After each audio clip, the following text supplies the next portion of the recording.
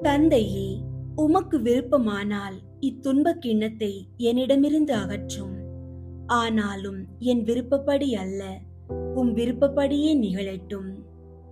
அன்பார்ந்தவர்களே, இறை சித்தம் இறைவன் நமக்காக எதை திட்டமிட்டிருக்கிறாரோ அதை நாம் முழு மனதோடு ஏற்றுக்கொள்வதாகும். பல நேரங்களில் நம் வாழ்க்கை நாம் நினைத்தபடி செல்லாத போது இறைவன் நம்மை கைவிட்டு விட்டார் என்று நினைக்கிறோம். ஆனால் ஒரு குழந்தை கத்தியை கேட்டு அழுதால் தந்தை அதை கொடுப்பதில்லை. அதுபோல நாம் கேட்கும் சில காரியங்கள் நமக்கு தீமையாக முடியும் என்பதால் இறைவன் அதை தடுப்பார். இறை சித்தம் நம்மை விண்ணகம் அழைத்துச் செல்லும். இயேசுவே சிலுவை சுமப்பதற்கு முன் கலங்கினார், ஆனால் தந்தையின் விருப்பத்திற்கு தலை வணங்கினார். நாமும் நம் வாழ்வின் தோல்விகளையும் காயங்களையும் இறைவன் பார்த்து கொள்வார் என்று அவர் திருவுளத்திடம் ஒப்படைக்கும் போது அங்கே ஒரு பெரிய அமைதி பிறக்கும். ஜெபிப்போம். அன்பு இயேசுவே, துன்பக் கிண்ணத்தை அருந்தி சிலுவையில் வெற்றி கண்டவரே, என் வாழ்வின் புயல்கள் என்னை அசைக்கும் போது உம்முடைய பாதத்தில் அமர்ந்து அமைதி தேடுகிறேன்.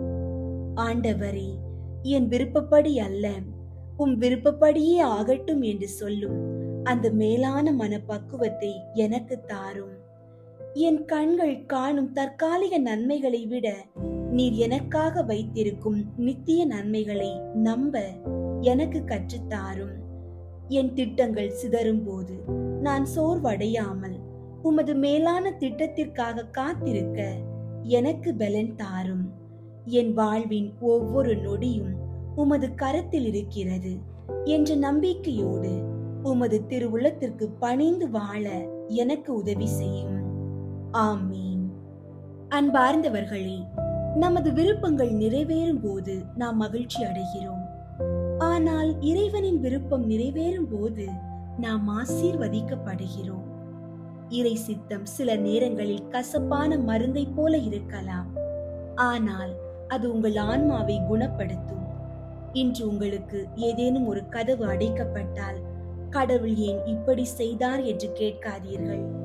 மாறாக, ஆண்டவரே, இதைவிட சிறந்ததை நீ வைத்திருக்கிறீர் என்று நம்புகிறேன் என்று சொல்லி பாருங்கள்.